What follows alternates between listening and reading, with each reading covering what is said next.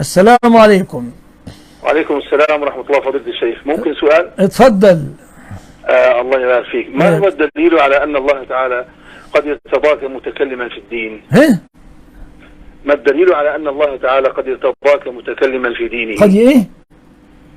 ما هو الدليل على أن الله تعالى قد ارتضاك متكلما في دينه مبلغا له؟ قد ارتضاني؟ أيوة. ومن الذي أدرك أنه ارتضاك وارتضاني؟ احنا أمرنا بالتبليغ، نحن أمرنا يا أيها الرسول بلغ ما أنزل إليك من ربك، والرسول قال بلغوا عني ولو آية. والله قال في الكتاب العزيز لي ولك ولغيرنا. يعني خطاب الله. اسمع اتكلم، أنت سألت. نعم. لا تلقي شبها على الناس. قل هذه سبيلي أدعو إلى الله على بصيرة. أنا أكمل الآية. أنا ومن اتبعني. وأنت من أتباع محمد ولا لا؟ الحمد لله. واحد قال لك واحد لا يصلي، قلت له صلي. واحد سألك الظهر كم ركعة، قلت له 4 ركعات. تتكلم أو تسكت؟